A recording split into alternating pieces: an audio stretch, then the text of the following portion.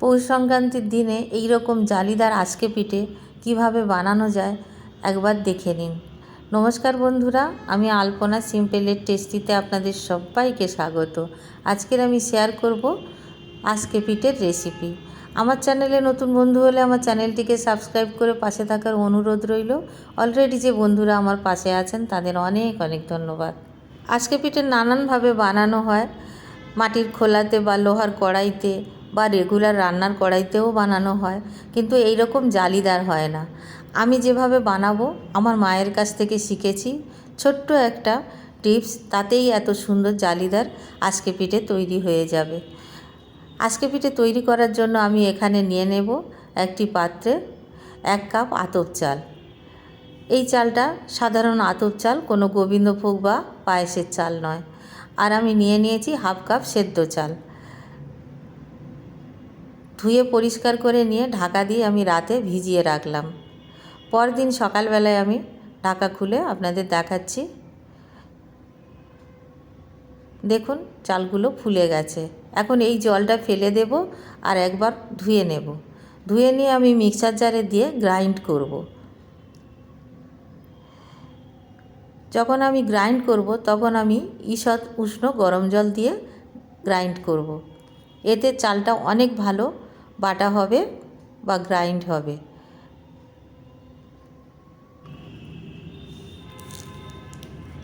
এখন আমি মিক্সার জারটা নিয়ে গ্রাইন্ড করে নিচ্ছি, আর গ্রাইন্ড করার পরে দেখাচ্ছি কেমন দেখতে হয়েছে। একেবারে স্মুথ করে গ্রাইন্ড করে নিতে হবে, একটুও দানা থাকলে হবে না। এখন আমি একটি পাত্রে নামিয়ে নিলাম বা ঢেলে নিলাম, আর এখন দিয়ে দেব মিক্সার জার ধুয়ে সামান্য একটু জল। আমি উষ্ণ গরম জল দিয়েই মিক্সার জারটা ধুয়ে নিয়েছি। 1/3 টিস্পুন লবণ দিয়ে দিলাম, আপনারা আপনাদের স্বাদ মতো দেবেন। আর 1/3 টিস্পুন বেকিং সোডা দিয়ে দিলাম। আর কিছু দেওয়ার প্রয়োজন নেই, খুব ভালো করে মিশিয়ে নিতে হবে। ঘনত্বটা এইরকম থাকবে, দেখে নিশ্চয়ই বুঝতে পারছেন। খুব পাতলা না, আবার একটুও মোটা নয়। গ্যাস জ্বালিয়ে কড়াই বসিয়ে দিয়েছি। রিফাইন্ড তেল দিয়ে আমি এইভাবে ব্রাশ করে নিচ্ছি কড়াইটাতে। দিয়ে দেব আমি 1 হাতা গোলা বা ব্যাটার দিয়ে দিলাম। ঢাকা দিয়ে দেব। ঠিক 1 মিনিট পরে আমি সামান্য জল এইভাবে ওপর থেকে ছড়া দিয়ে দেব। পিঠাটা হতে 2 থেকে 2.5 মিনিট সময় লাগে। আরও আমি 1.5 মিনিট পরে পিঠাটাকে আমি তুলে আপনাদের দেখাচ্ছি। প্রথম পিঠা কিভাবে উঠছে দেখুন বন্ধুরা, এত ভালো উঠছে, কোনো রকম পুড়ে যায়নি, কিচ্ছু হয়নি। আমার কড়াইটা দেখে নিশ্চয়ই বুঝতে পারছেন কতটা ভালোভাবে পিঠা তৈরি হচ্ছে। আবার আমি একইভাবে ব্রাশ করে দিলাম তেল দিয়ে, 1 হাতা ব্যাটার দিয়ে দিলাম, ঢাকা দিয়ে আবারও 1 মিনিট পরে এইভাবে জলের ছিটা দিয়ে দেব। হাত দিয়ে যদি আপনারা দিতে পছন্দ না করেন চামচ দিয়েও দিতে পারেন। আবারও 1.5 মিনিট পরে আমি পিঠাটা তুলে নিচ্ছি। দেখুন বন্ধুরা কত সুন্দর জালিদার পিঠা হচ্ছে। মায়ের দেওয়া টিপস আপনাদের সঙ্গে শেয়ার করলাম। এইভাবে যে জলের ছিটা দিতে হয় এটা আমি আমার মায়ের কাছ থেকে শিখেছি। একইভাবে আমি সব পিঠাগুলো বানিয়ে নেব।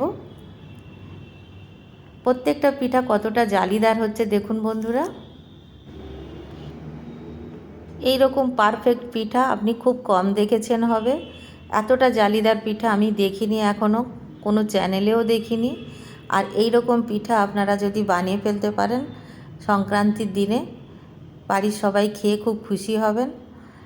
এমনিতে খুব বেশি যে খুব টেস্টি থাকে তেমন বলবো না।